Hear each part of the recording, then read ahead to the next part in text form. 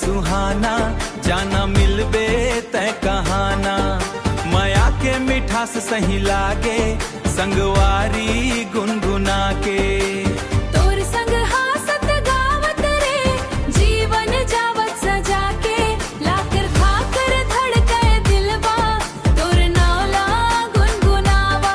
नाचबो संग डीजे बिटमा, दुनिया भर ला भुलावा। तोर नैना के जादू चल गे, मोर सपना में रंग भर भर गे।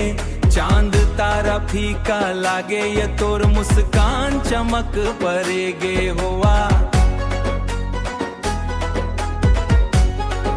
हाँ, चांद तारा फीका लागे, चांद तार कान चमक परगे। चांद तारा फीका लागे, तोर मुस्कान चमक परगे। तोर बात में जादू ये साजन, दिल मोर तोर होगे। हाथ पकड़ के नाचबो संगी, माया अमर होगे।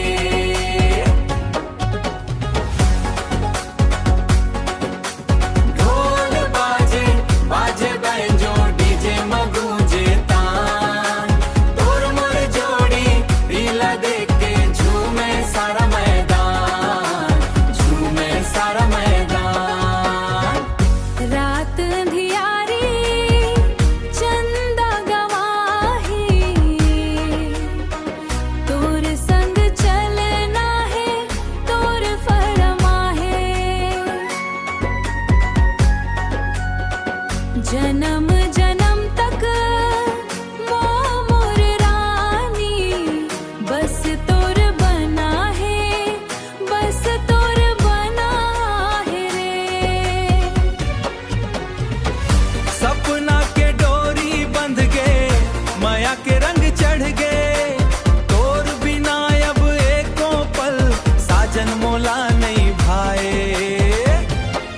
आना मिलके गावो डूट गाना, सुरीला यो सुहाना तय कहाना।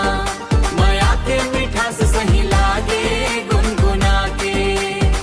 डीजे बीट में झूमत नाचत, जीवो संग निभा के हरावा जुआ।